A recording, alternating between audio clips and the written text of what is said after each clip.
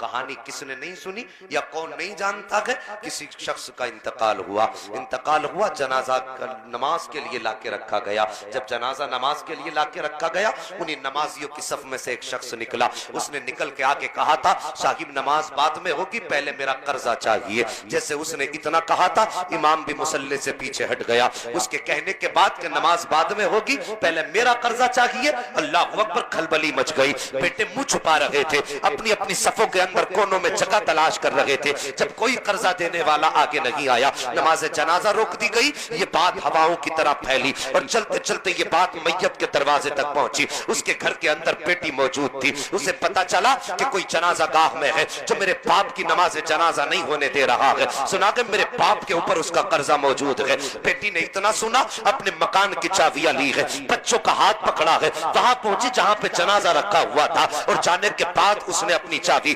ہاتھ میں لے کر کے پہلے باپ کے جنازے کے قریب گئی ہے. باپ کے چہرے سے کفن ہٹایا، ہٹانے کے بعد ماتھا چوما اور چوم کے کہا تھا میرے باپ پریشان نہ ہونا، ابھی تیری بیٹی موجود ہے، میرے ہوتے ہوئے کوئی تیری نماز جنازہ کو کیسے روک سکتا ہے. اتنا کہنے کے بعد بیٹی نے پھر ان لوگوں کی طرف رخ کیا جدھر وہ قرضے والا کھڑا تھا. کہا کون ہے جس کا میرے باپ پر قرضہ ہے؟ ایک شخص آگے بڑھا، اس نے کہا تیرے باپ پر میرا اتنا قرضہ ہے. اس بیٹی نے اپنی مکان کی چابی اٹھائی اور اس کی گود میں ڈال کے کہا لے یہ میرا مکان بیچ دے اور اس سے جا کر کے اپنے قرضے کے پیسے لے لے. اگر پھر بھی تیرا قرضہ پورا نہ ہو تو آ جانا میرے دروازے پہ، میں اولاد بیچ دوں گی، تیرا قرضہ ادا کروں گی. اللہ اکبر، اتنا سننا تھا. اس کی چیخ نکل جاتی ہے، چابی واپس کر کے کہتا ہے بہن مجھ پہ کسی کا قرضہ نہیں، میرا قرضہ کسی پہ نہیں ہے، بلکہ یہ جو جنازہ پڑا ہے اس کا میرے اوپر قرضہ 3 لاکھ کا تھا. میں اس کا قرضہ واپس کرنے آیا تھا، لیکن میں سوچنے لگا اس کا صحیح وارث کون ہوگا،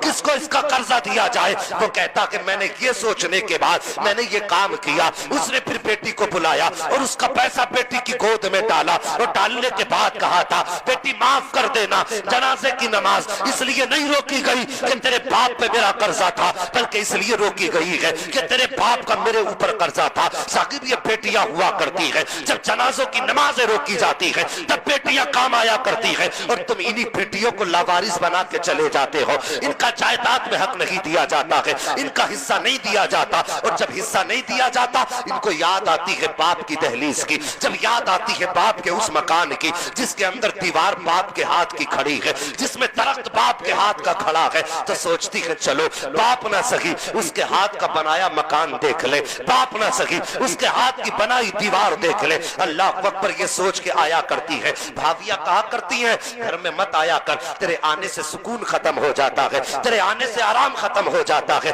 تو بہنوں کے کلیجے تڑپ جاتے ہیں. بیٹیاں کہتی ہے بھائی تیرے دروازے پہ دولت لینے نہیں آئے تھے، تیرے دروازے پہ روٹی کھانے نہیں آئے تھے، ہمیں تو باپ کی یاد آئی تھی جو تیرے دروازے پہ چلے آئے تھے. اللہ اکبر، یہ کہتی ہوئی بیٹیاں گھر سے نکلتی ہیں اور قبرستان جا کے باپ کی قبر پہ کھڑے ہو کے کہتی ہیں میرے باپ اچھا کیا تو نے جو کیا ہے، کاش ایک مکان دے کے آ جاتا جو ہم تر تر کی ٹھوکریں نہ کھاتے. او یار مہربانی کرو، تم جائیداد چھوڑ کے جا رہے ہو، قبر میں ساتھ نہیں لے کے جانا ہے تو اتنا ضرور کر لینا جب مرو تو جب بیٹے آئے تو سادہ کاغذ مت منگا لینا. بیٹیوں سے چھپ کر کے بیٹوں کو بلا کر کے ان کے انگوٹھے اپنی زمین کے ان کے انگوٹھے اپنی زمین پہ مت لے لینا، ان کے نام جائیداد ساری مت کر دینا، بلکہ جو بیٹوں کا حق ہے وہ بیٹوں کو دے کے مرنا، جو بیٹیوں کا حق ہے وہ بیٹیوں کو دے کے مرنا. اور یار جب ایسے کر کے جائے گا تو خدا کی قسم تیجا 40واں بعد میں ہوگا، فاتحہ بعد میں ہوگی، درود بعد میں ہوگی، تو قبر میں بعد میں آئے گا، مدینے والا پہلے تیری قبر میں. کیا بات ہے، نعرہ تکبیر.